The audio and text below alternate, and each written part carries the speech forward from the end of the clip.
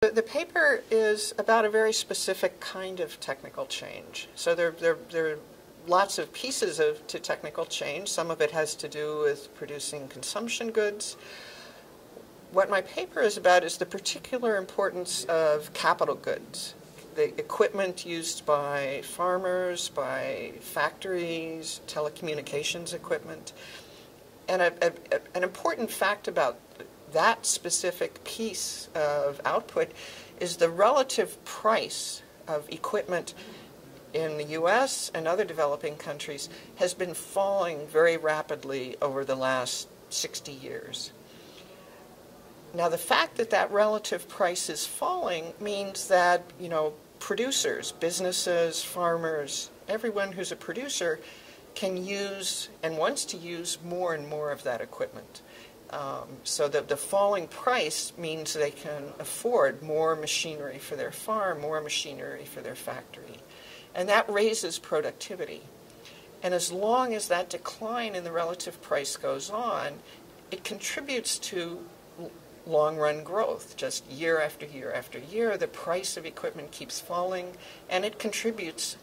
In the U.S., people have estimated more than half of long-run growth.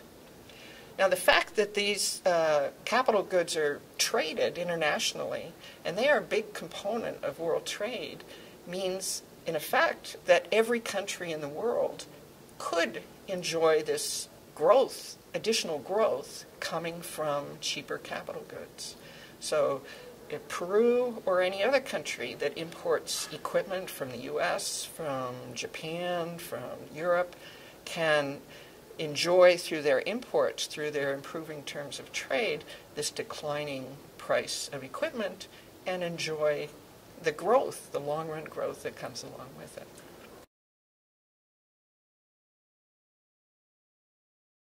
They can't take advantage as fully, but first, it would depend on the kinds of, there are many kinds of equipment where that might not be as relevant. For computers, for example, it's probably very relevant.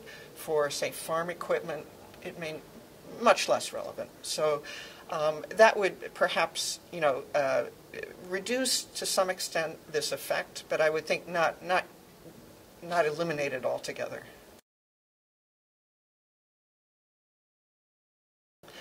Oh, I think it's very clear that if a developing country is thinking about trade policy, tariffs or other barriers to imports of capital goods are the worst possible policy they could adopt. It's just shutting out an important channel through which they could be enjoying growth, that's imported from the rest of the world.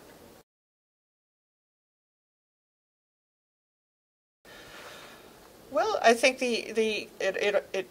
what it says is that the capital skill complementarity argument says that imports of equipment should also be raising the premium for skilled labor. And so it means that either governments or government policy or the private sector will have an incentive to do this too, to provide better education. So it certainly says there's probably more of a role for promoting better education.